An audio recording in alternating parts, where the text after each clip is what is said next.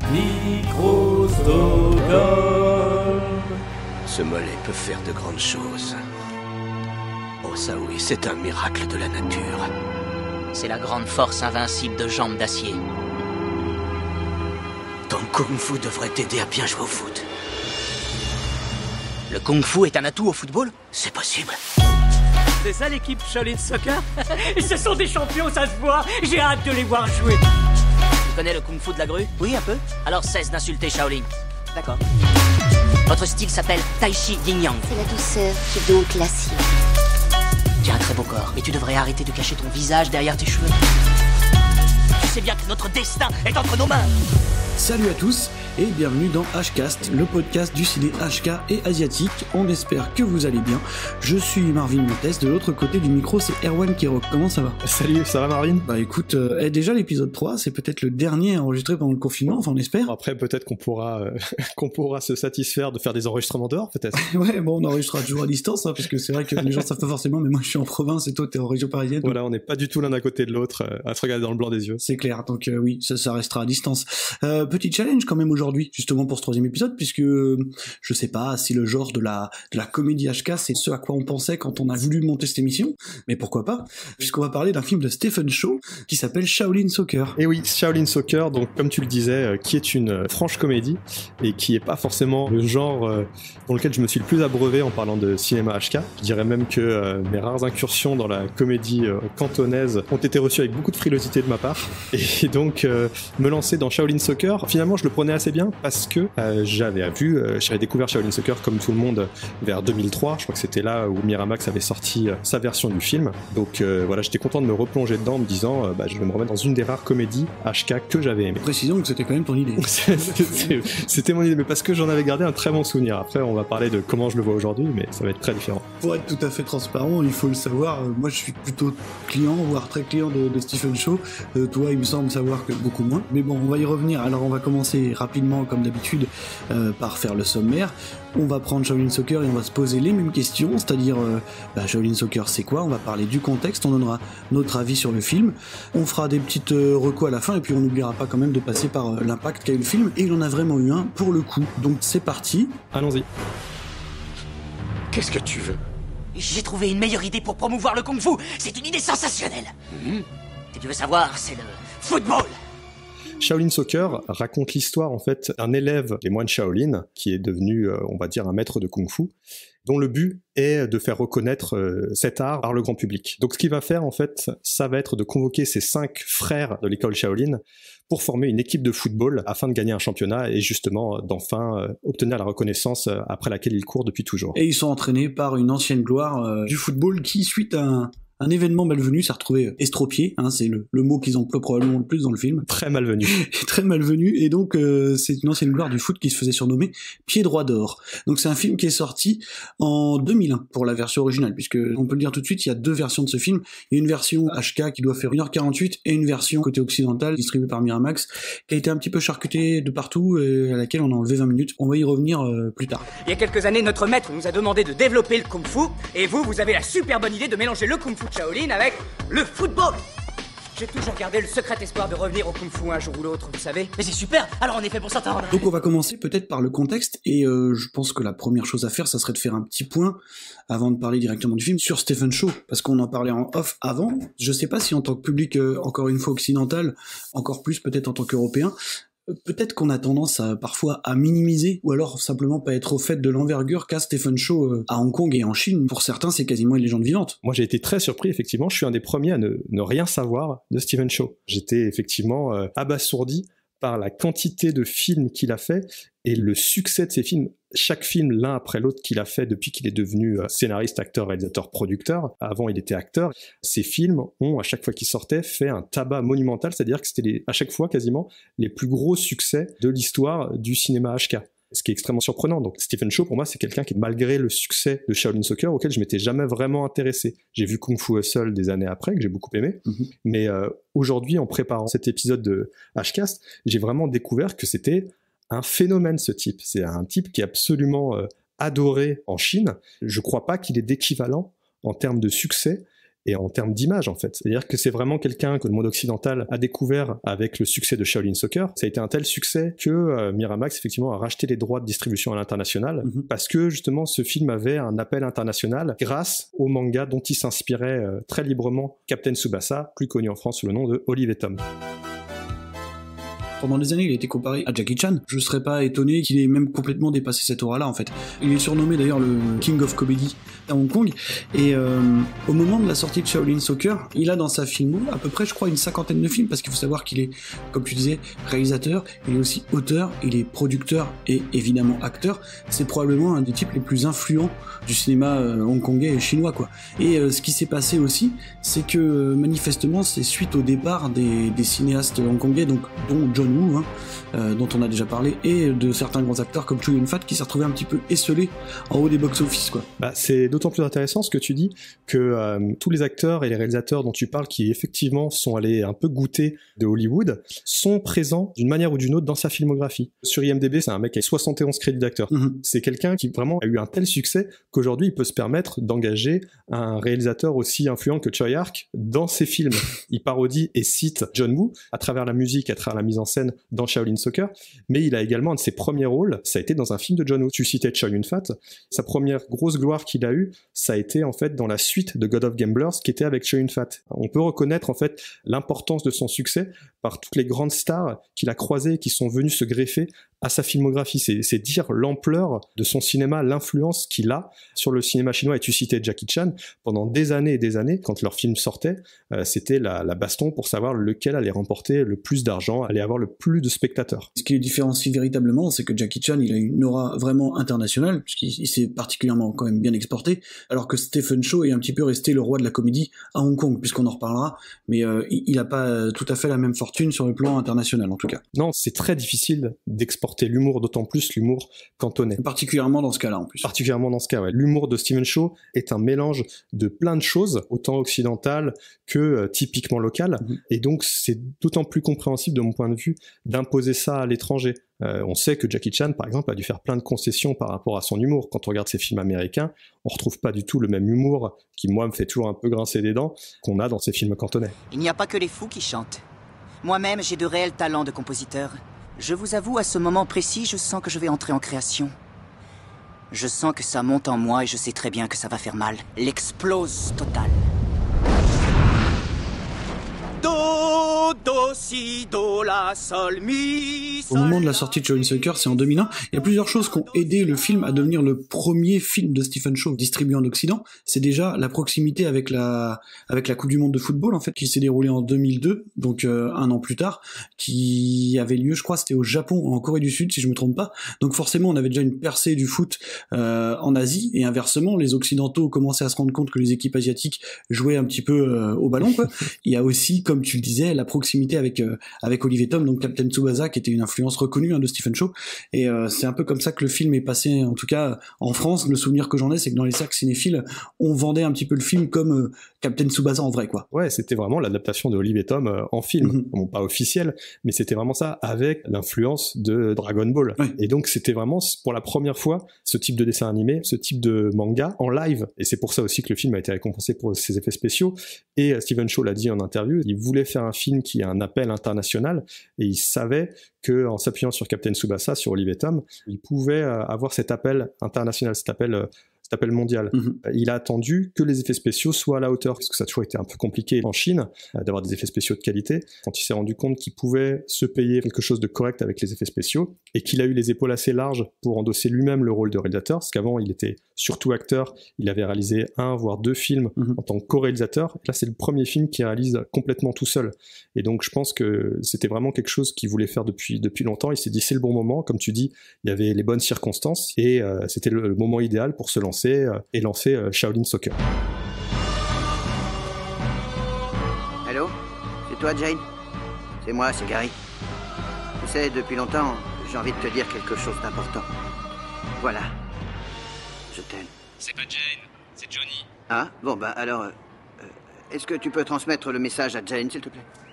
Au revoir. On va avancer un petit peu et on va se poser les vraies questions, c'est-à-dire Shaolin Soccer, comment c'est fait et qu'est-ce qu'on en pense. Le sujet qui fâche. C'est là où ça devient un peu plus douloureux dans ton cas. Non mais Shaolin Soccer, c'est un film que j'avais beaucoup aimé quand je l'avais vu. J'en garde des très bons souvenirs et certains souvenirs très précis, notamment par exemple la sorte de parodie de Il faut sauver le soldat Ryan quand ils sont en plein match de foot qui tourne au grand n'importe quoi, à l'ultra-violence, et que le personnage de Stephen Chow tombe par terre. Il avance en rampant, il trouve un casque, il y a des balles qui commencent à fuser au-dessus de sa tête, il trouve une fusil mitrailleur. J'ai trouvé ça génial. Et donc j'avais ce souvenir très précis. Donc moi j'avais passé un très bon moment, d'où ma proposition de faire Shaolin Soccer. Et donc quand je me suis relancé dans Shaolin Soccer, j'avoue que il y a des trucs, j'ai eu du mal, quoi.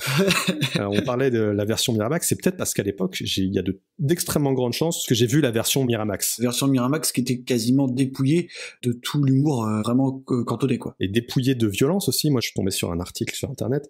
Par exemple, un personnage qui se fait casser le nez, ils ont enlevé le sang qui coulait de son nez. Ils ont enlevé toutes les choses les plus violentes, qui finalement sont parfois les plus drôles. C'était purement de la censure. Rien que pour vous donner un exemple, la première scène est déjà amputée du film. On a 3 minutes, 4 minutes qui passent à la corbeille. C'est-à-dire que toute la scène du flashback du début, en fait. Tu dis, ah ouais, ils commencent fort déjà, parce qu'ils ont amputé le générique, donc qui était un générique en animation, et ils amputent en plus la toute première scène. Donc moi, je l'ai vu dans ces circonstances-là, peut-être que, je sais pas, peut-être que c'était mieux, peut-être que j'en ai eu un meilleur souvenir, parce que c'était plus adapté à ma sensibilité. Ouais. Mais c'est vrai qu'en redécouvrant aujourd'hui, je retrouve des choses qui me déplaisent dans le cinéma, dans l'humour cantonais. Après, il y a des choses dedans que j'adore, mais étant aussi plus conscient de la structure dramatique, des problèmes d'écriture que peut avoir un film aujourd'hui, et je note aussi les énormes facilités, les énormes ficelles de scénario. Mais en y repensant après l'avoir vu, c'est vrai que j'étais un peu ennuyé par le fait que j'aimais pas le film autant que je l'avais aimé à l'époque. Mais en revoyant d'autres films de Stephen Chow, je me suis dit que finalement, c'était peut-être un de ses meilleurs. C'est pas ça parce que tu... Non mais je trouve qu'il y a du très bon, il y a du what the fuck. Je regardais avec ma compagne le film et à certains moments on se regardait l'un l'autre.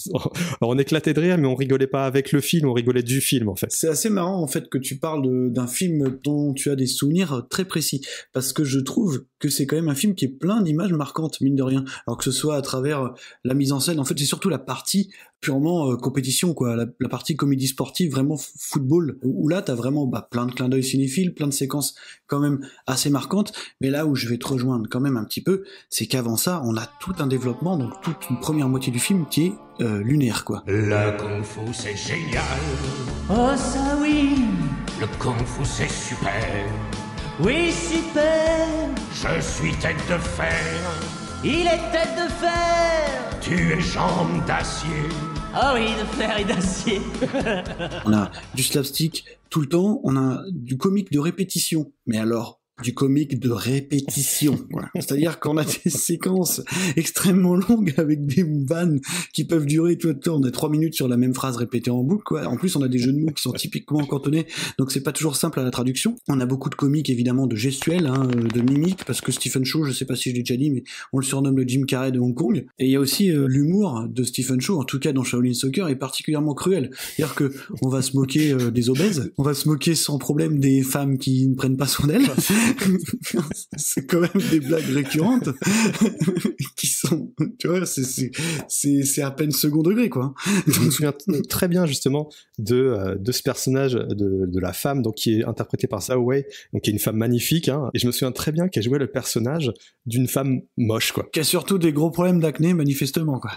Et donc les mecs veulent être gentils avec elle, mais en aucun cas ils peuvent imaginer tomber amoureux d'elle, par exemple. Non, il y a un moment où elle essaye de se maquiller, de s'habiller différemment.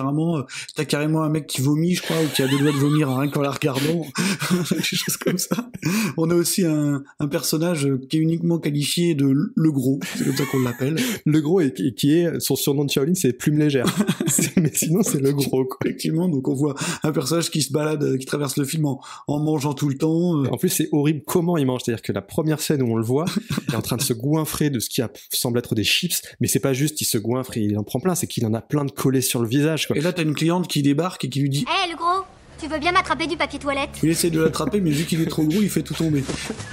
C'est vrai, c'est ce genre de choses que vous allez pouvoir voir pendant une bonne heure. Je sais que dit comme ça peut paraître étrange, mais textuellement, c'est ce qui se passe, quoi. Mais c'est étrange, de toute façon, c'est très étrange. Il faut avoir un petit peu d'apprentissage de ce qu'est l'humour cantonais et de ce qu'est finalement peut-être l'humour de Stephen Chow. Il se détache un petit peu de ça ensuite. Il réhabilite un petit peu ses personnages, puisque l'équipe va évoluer et ils vont retrouver une sorte de renaissance à travers le foot, bêtement. Mais c'est vrai que pendant la première partie, les personnages sont hyper malmenés. Le personnage de Zhao Wei en prend vraiment plein la gueule, quoi, pour finir par se raser le crâne. Et c'est comme ça qu'elle sera efficace en se rasant le crâne, quoi. Mais comme tu dis, il y a une cruauté, ce qui est drôle, faut pas se le cacher. Mais on sait pas. Des fois, je me posais vraiment la question, est-ce que je rigole avec le film ou est-ce que je rigole du film, de à quel point le film va loin, quoi. Parce que alors c'est vrai que je l'ai pas dit, mais on se moque aussi énormément des handicapés. Ah oui. puisque l'estropié, c'est le seul surnom qui va lui rester. Il en prend aussi plein la tronche pendant tout le film, quoi. Mantat, qui joue l'entraîneur, est anciennement Fung, non, donc le pied droit. Pied droit d'or. Ouais. C'est un grand joueur de football qui se fait éclater la jambe par des supporters mécontents, qu'il ait raté un but. Ce but, il l'a raté parce qu'il a été payé par un de ses coéquipiers, et le coéquipier avait tout préparé, et 20 ans plus tard, le coéquipier est devenu le président d'un club de football, et l'autre lui en est à lui cirer ses chaussures. Et c'est tellement too much comment le méchant il traite l'entraîneur. c'est vraiment, il lui dit, dès le début il lui dit tire-moi les pompes, voilà. Puis juste après il lui fait ouais, et au fait je te vire et sache que c'est moi qui ai manipulé le public pour que tu te fasses casser la jambe. Putain mec, tu lui sors tout ça d'un seul coup. C'est le niveau de cruauté est hallucinant. Je bosse pour toi depuis des années, alors pourquoi tu me traites comme ça? Eh bien parce que j'en ai envie. Tu veux que je te dise je ne t'aime pas? Autrefois je te trouvais agréable, mais tu as changé, ta tête ne me revient plus. Allez, retourne chez toi. Ça fait 20 ans que je te nourris. J'en ai assez. Tu veux que je t'apprenne une chose? C'est moi qui me suis débrouillé pour que tu deviennes estropié. Il faut savoir aussi qu'on a parfois dans le film des choses qui débarquent dans Seizu, par exemple, qui d'ailleurs peuvent très vite vous faire comprendre si vous allez accepter le délire ou y être complètement réfractaire. Je pense par exemple à ce début de scène de comédie musicale qui débarque sans qu'on sache trop pourquoi. Ouais. Ils sont devant un stand de brioche en fait et ils se mettent tous à danser d'un coup. Là les passants se réveillent, enfin ça finit complètement chorégraphié. Ils dansent la chorégraphie de Thriller de Michael Jackson. Bien sûr. Et puis là il y a un mec qui se réveille en disant mais moi aussi j'ai toujours voulu être chanteur. Et puis ça va durer pendant tout le film. C'est-à-dire qu'on va mêler des références, je vais pas dire cinéphiles, mais des références pop culture évidentes à ce genre de choses qui débarquent dans Seizu. Voilà, c'est vraiment quelque chose qu'il faut accepter, mais je trouve par contre que le film devient presque un autre film, encore une fois, dans sa deuxième partie, que je trouve vraiment pour le coup beaucoup mieux. Je suis complètement d'accord avec toi, concernant les matchs de foot et la deuxième moitié du film, où là on commence à avoir des enjeux, on commence à rentrer dans le vif du sujet, c'est-à-dire c'est ce qu'on veut voir. Je pense que tout le monde en garde un excellent souvenir aussi, parce que ça fait appel, en tout cas pour ma génération, à de la nostalgie, et aussi parce que c'est complètement dingue. C'était la première fois qu'on voyait Dragon Ball mélangé à Olive et Tom dans un film. Moi, j'en ai gardé un très bon souvenir, je pense, à cause de ces parties-là qui sont, comme tu dis, très bien réalisées. Parce que c'est pas un film beau, on va dire, en termes de photos, par exemple. Mais c'est un film qui est très inventif. C'est vrai que c'est pas un film très joli en termes de photos, mais oui, comme tu le dis, c'est un film plutôt inventif et qui vraiment, en fait, garde une mise en scène quasiment cartoonesque. En fait, c'est vraiment l'influence des animés se ressent. C'est-à-dire qu'on va avoir des plans débulés, beaucoup de contre-plongées, de temps en temps des grands plans d'ensemble, un peu, justement, à la Tsubasa, quoi. Et moi, je trouve la mise en scène, en tout cas, à défaut d'être virtuose, plutôt bien rythmé, quoi. Même avant, on a un peu de ça, quand dans la première scène où Stephen Chow apparaît, et il dit, regarde, telle personne dans la rue, si elle savait se servir de telle technique, elle pourrait faire ceci. On voit déjà qu'il y a une utilisation des effets spéciaux et une mise en scène qui est particulière pour montrer ces choses-là. C'est très inventif et très frais. C'est un mélange des Z à Z. Les Z à Z, c'était le trio Zucker, Abraham Zucker, qui s'est fait connaître en faisant la trilogie Y a-t-il un flic, Y a-t-il un pilote dans l'avion. On a du Jim Carrey, les Monty Python, et comme tu disais, de ce qui appartient aussi à Stephen Chow, c'est-à-dire du manga, les grimaces, le kung-fu. Mais effectivement, c'est un mélange de tout, et en faisant des recherches, j'ai découvert que en fait, son type d'humour a un nom, c'est le moleito, qui veut dire en fait les absurdités, les idioties. Et lui a greffé à ça en fait son propre délire, et notamment en fait cet aspect vraiment parodique hérité des films américains. Justement, il y a aussi ça qui nous a forcément parlé en voyant Shaolin Soccer. C'est ce qui l'a probablement aidé à s'exporter, tout simplement, c'est que le film est bourré de références qui nous sont très proches en tant qu'occidentaux. On a le gardien de but qui porte la tenue de Bruce Lee dans le jeu de la mort, là, qui était aussi dans Kill Bill, le soldat Ryan, Jurassic Park, Matrix aussi. Ouais, il y a carrément d'ailleurs Tsubasa qui est cité, puisque ce qu'on appelle le tir de l'aigle est repris dans le film. Après, il y a des références au cinéma chinois. Je citais le syndicat du crime, mais il y a plein que j'arriverai jamais à identifier. Le paradoxe que je relève, c'est que c'est quand même le film de Stephen Chow, on l'a dit, qui a commencé à vraiment bien s'exporter. Et à côté de ça, c'est quand même pas un film pro-occidentalisation du tout, quoi. Puisque c'est quand même des gens qui s'occidentalisent un petit peu, c'est-à-dire qui travaillent soit dans la finance, soit dans le commerce. On en a un qui travaille chez Carrefour. Au final, voilà, c'est en redevenant des vrais moines Shaolin, des vrais Chinois quelque part, qui vont retrouver une sorte de nouveau souffle, quoi. C'est quand même un film qui prône le retour aux valeurs chinoises, tu vois, quelque part. Il y a ce côté effectivement identitaire, mais je pense que c'est quelqu'un qui est profondément amoureux de son pays et amoureux de sa culture. Effectivement, le message, comme tu dis, de Shaolin Soccer, c'est qu'il faut revenir en fait à ce qui fait son identité. En fait, les personnages de l'équipe de foot, enfin en tout cas les anciens moines Shaolin, sont des gens qui ont complètement perdu leur chemin et qui se sont retrouvés à faire des jobs qu'ils détestent, en tout cas qui font semblant d'aimer, et qui retrouvent vraiment leur fierté en faisant partie d'une équipe de foot où ils assument leurs connaissances. Et qui sont vraiment habillés comme des Shaolin et qui, voilà. Et qui ensuite ils transmettent ce savoir. Alors c'est une fin un peu utopique, hein, mais ils transmettent leur savoir à toute la société chinoise qui l'utilise dans son quotidien. Mais on a effectivement ce côté, il faut pas oublier d'où on vient. Stephen Chow, c'est un mec qui a pris des cours quand il était jeune avec un des frères d'armes de Bruce Lee, ayant lui-même été élève d'un artiste martial. C'est quelqu'un, je pense, qui est attaché aussi au passif, à l'histoire, et qui en même temps, voilà, est complètement ancré dans le monde moderne. Il montre justement à la fin qu'on peut être complètement dans le monde moderne et en même temps rester respectueux des coutumes et d'un enseignement millénaire. Et aussi le fait qu'avoir ce genre de thématique et délivrer ce genre de message, c'est un petit peu brosser dans le sens du poil le gouvernement chinois, hein, qui dirige Hong Kong quand même depuis 97, on en a déjà parlé. Ce qui permet aussi de pouvoir financer certaines choses, notamment des effets numériques assez importants, plus facilement, quoi. De toute façon, il faut jouer le jeu. Tous les grands réalisateurs aujourd'hui sont victimes de ça et doivent apprendre à jouer dans le système. On est un peu comme à l'époque du Code Hays, où les réalisateurs, voilà, n'avaient pas le droit de montrer de sexe à l'image, et donc ils étaient inventifs. Je relève une petite anecdote un petit peu rigolote pour terminer, c'est que la chanson Men's Courage, donc qui est le thème principal du film, est chantée par Andy Lo, pour rajouter un petit peu à la bizarrerie ambiante.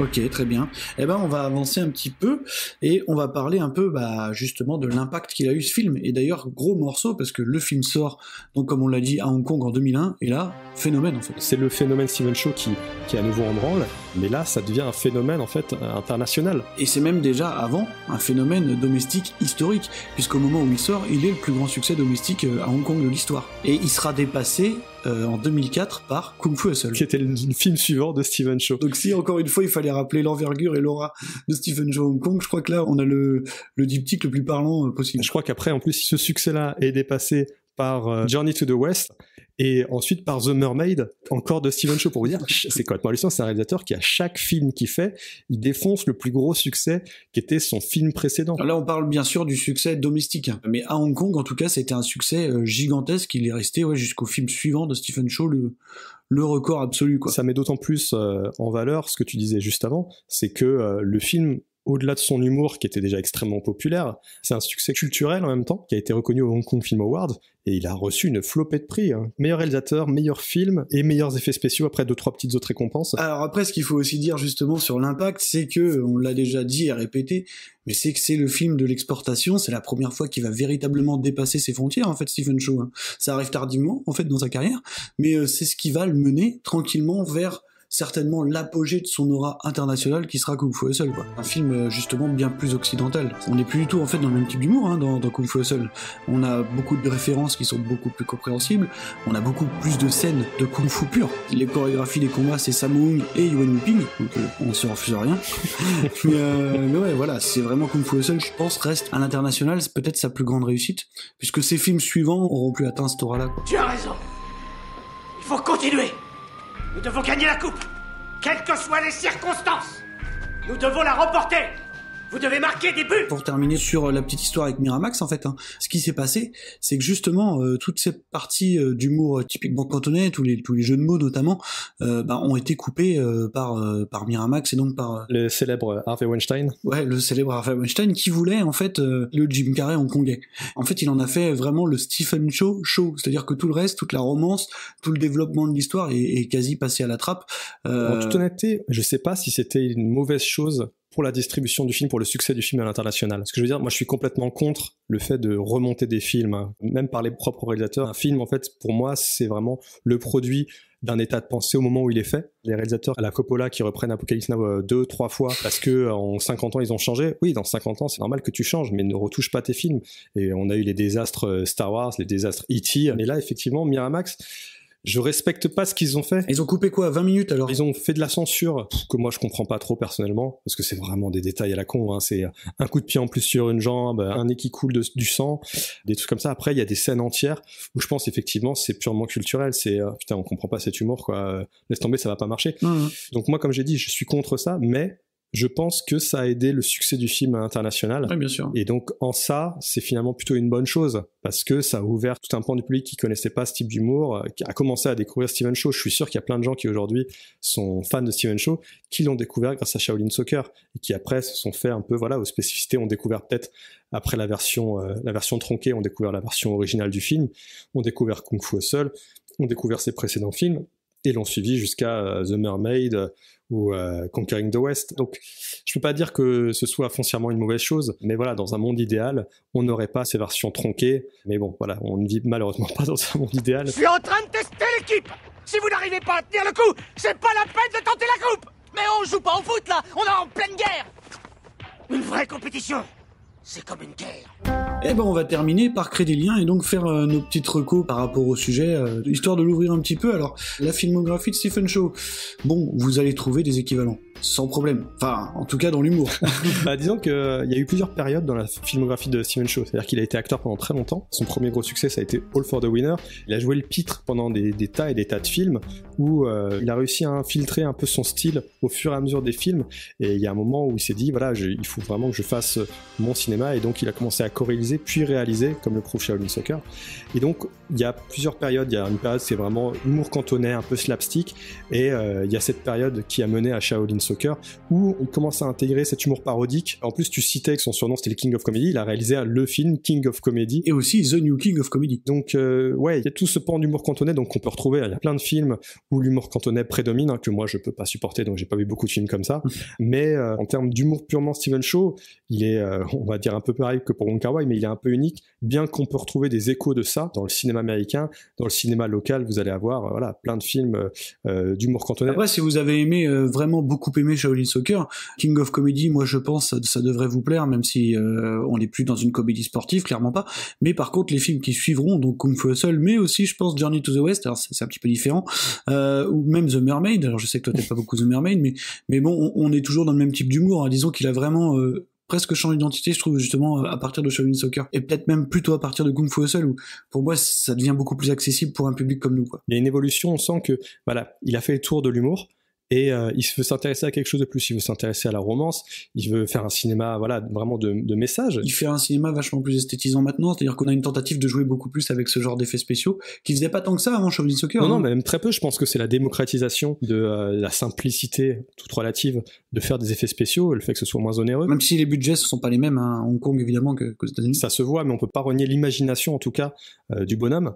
Et je dirais, voilà, en termes de films qui peut lui ressembler, moi j'ai regardé un des premiers films qu'il a réalisé, enfin qu'il a co-réalisé, c'est une parodie de James Bond, Bon baiser de Pékin. Moi j'aime beaucoup James Bond, donc ça me parlait, et que j'ai finalement beaucoup aimé. Bon, on sent que c'est un budget quand même assez limité, qui commence fort et qui se perd un peu en route, mais il y a des moments où je me suis vraiment esclaffé devant le film. Après, si on sort un petit peu de chez Stephen Chow, je pense que si par exemple on voulait cadrer un peu autour de la comédie sportive, moi celles que je relève en général sont pas hongkongaises ni asiatiques pour le coup. Ouais. Pour moi la meilleure comédie sportive du monde, c'est un film d'Adam McKay qui s'appelle Talladega Nights avec Will Ferrell, et d'ailleurs qui pour moi a un petit lien à faire avec le cinéma Stephen Chow, c'est-à-dire que on use et on abuse de l'absurde et du comique de répétition. Je trouve que c'est vraiment la meilleure comédie sportive qui puisse exister, quoi. Vraiment, j'ai pas encore trouvé l'équivalent. Ce qui est intéressant à dire, c'est que finalement des films qui parlent de football et qui ont du succès, il y en a pas tant que ça. Ah bah en France ça fait 3-0 ou Les Seigneurs ou je ne sais quoi, enfin c'est des films complètement ridicules, quoi. Il y a eu un film, je crois que c'était américain, Goal. Ils avaient prévu de faire une trilogie avec Zinedine Zidane, enfin des stars qui apparaissaient. Je les ai vus les trois et c'est vraiment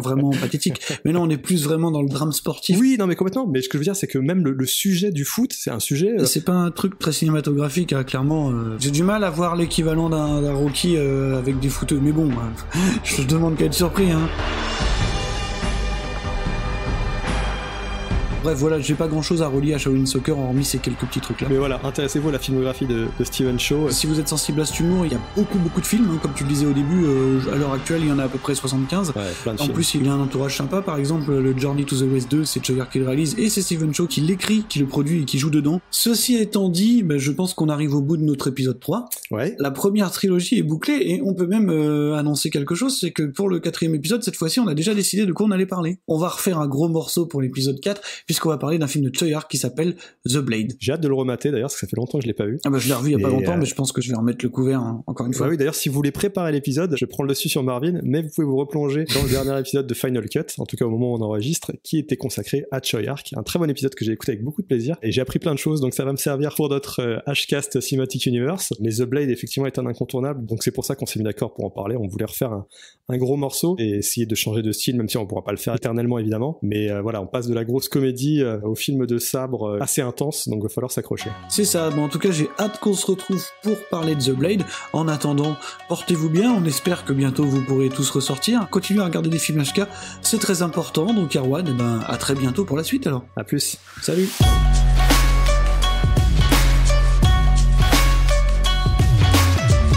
Vous avez écouté Hcast, un podcast de Marvin Montes et Erwan Kirok avec Micro Stockholm. Retrouvez-nous sur les réseaux sociaux et abonnez-vous, partagez le podcast et n'hésitez pas à mettre des étoiles et des petits commentaires sympas pour nous soutenir.